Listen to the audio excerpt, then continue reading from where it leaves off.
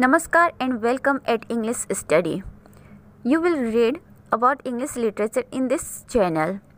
तो आज का वीडियो है प्रीवियस ईयर के कुछ क्वेश्चंस के बारे में, जिसको एक्सप्लेनेशन के साथ देखेंगे। तो वीडियो को लाइक और शेयर करें और चैनल को सब्सक्राइब करें।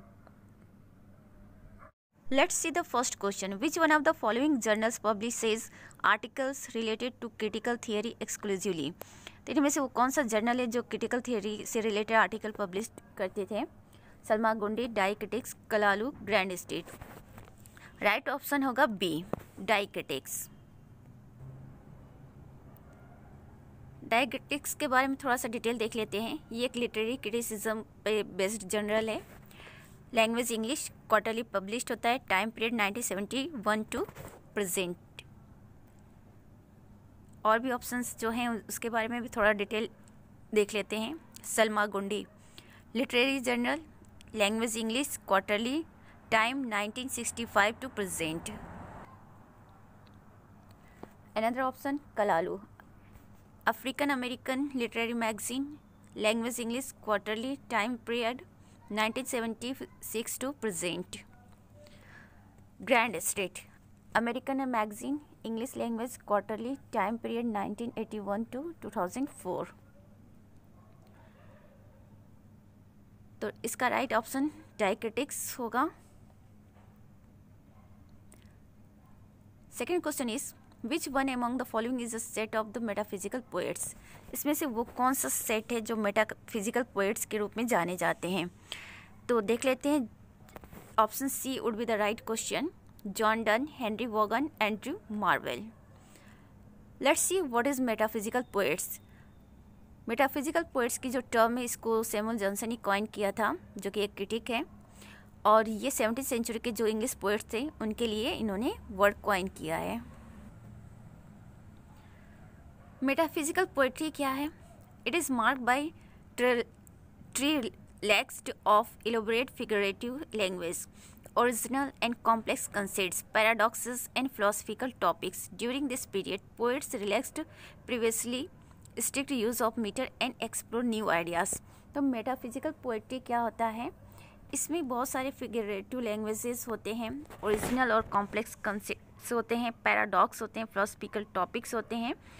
और इस टाइम पीरियड में जो पोएट्स थे वो जो प्रीवियस टाइम में यूज़ किए जाते थे मीटर, और उससे थोड़ा सा वो फ्री होकर राइट किया करते थे और नए नए आइडियाज़ को ये एक्सप्लोर करते थे।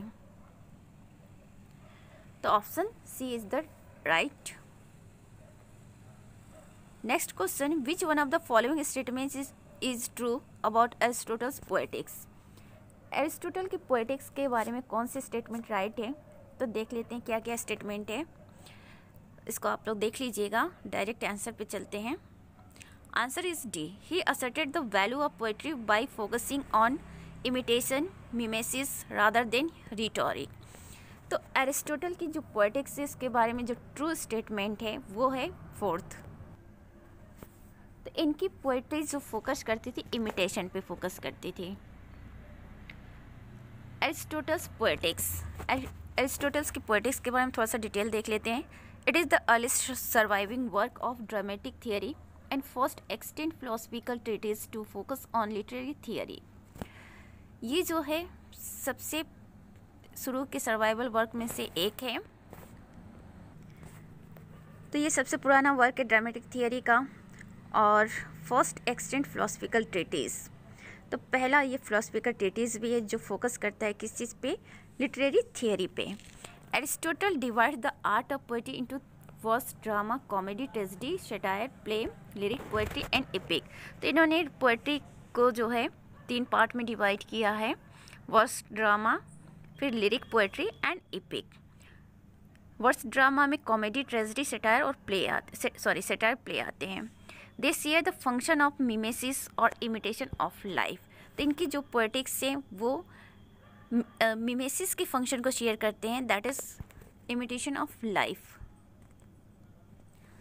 Next question is, who shed off the blank verse quoting an unnamed critic, that is, in verse only to the eye, adding further that it has neither the easiness of prose nor the melody of numbers. तो ये बात किसने कहा है, इस quotation को किसने कहा है? तो let's see. Samuel Johnson is the right option here.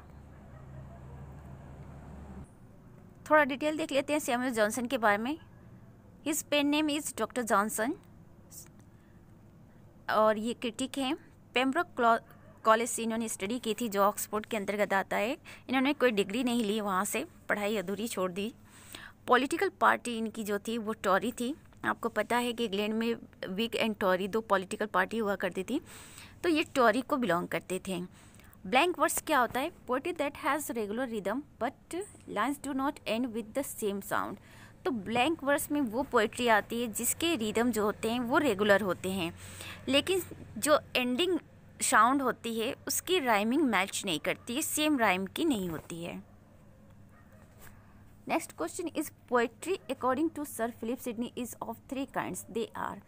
Philip Sidney के अकॉर्डिंग जो पोएट्री होते हैं वो 3 तरह के होते हैं। वो क्या क्या होते हैं? लेट्स सी।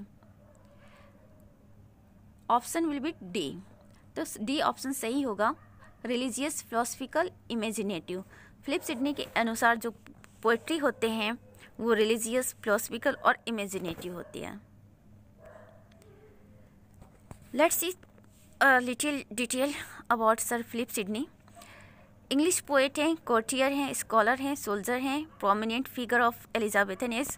तो एलिजाबेथन एज के प्रोमिनेंट फिगर हैं। इनके क्या क्या वर्क्स हैं वो देख लेते हैं। एस्ट्रोफेल एंड स्टेला 1591 में, the defence of poesy, the countess of Pembroke, Arcadia 1598, an apology for poetry. According to Sidney, poetry is an art of imitation for a specific purpose. It is imitated to teach and delight. तो Sydney के अनुसार जो poetry है वो imitation की कला है जो कि स्पेसिफिक पर्पस से की जाती है। और ये किस लिए इमिटेट की जाती है? लोगों को टीच करने के लिए, उनको उनके आनंद के लिए। Poetry is simply a superior means of communication and it's value depend on what is communicated. तो पोएट्री क्या होता है इनके सिडनी के अनुसार कि जो पोएट्री होती है वो एक तरह का साधन है कम्युनिकेशन का, और इसकी वैल्यू डिपेंड करती है कि ये क्या कम्युनिकेट करता है। Now the next question is, in an anxiety of influence which of the following definitions is given by Harold Bloom to explain the term clinamen. तो इस टर्म को एक्सप्लेन करने के लिए हेरोल्ड ब्लूम ने क्या कहा है?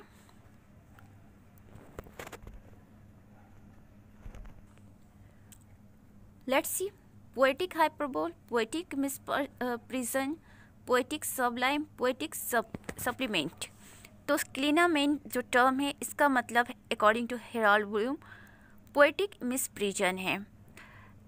एंग्जाइटी ऑफ इन्फ्लुएंस 1973 में ये वर्क पब्लिश हुआ था, और ये वर्क हेरोल्ड ब्लूम की है ऑन लिटरेरी क्रिटिसिज्म। तो इन्होंने लिटरेरी क्रिटिसिज्म में एंग्जाइटी ऑफ इन्फ्लुएंस लिखा था। Bloom centre thesis is that poets are hindered in their creative process by the ambiguous relationship. Bloom ने कहा है कि जो पोएट होते हैं उनकी जो क्रिएटिविटी होती है वो थोड़ा सा छुप जाती है। ऐसा क्यों होता है?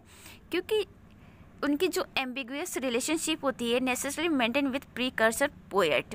तो जो उनके पहले के पोएट्स होते हैं उनके साथ जो उनकी रिलेशनशिप होती है उसकी वजह से उनकी जो अपनी ओरिजिनल क्वालिटी होती है वो कहीं ना कहीं थोड़ा सा दब जाता है। नेक्स्ट क्वेश्चन है, who among the following is known to have popularise the term globalisation. इसमें से किसने ये टर्म ग्लोबलाइजेशन को पॉपुलराइज किया है? The right option will be Ronald Robertson, option A. Ronald Robertson के बारे में थोड़ा सा डिटेल देख लेते हैं। Ronald Robertson sociologist and theorist हैं ग्लोबलाइजेशन के। इन्होंने फोकस किया है phenomenological and psycho social approach पर। Next question, Who among the following coined the dictum the medium is the message? तो इस डिक्टम को, the medium is the message को किसने कॉइन किया है? Raymond Williams, Erving Goffman, Marshall McLuhan, John Fiske. तो option होगा मार्शल मैकलुहान। मार्शल मैकलुहान कौन है देख लेते हैं। He is Canadian philosopher of 20th century.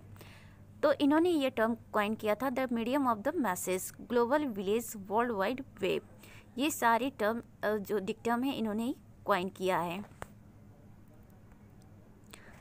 The next question is who among the following presented the concept of multi accentuality of the sign, saying that signs process an inner dialectical quality and evaluative accent.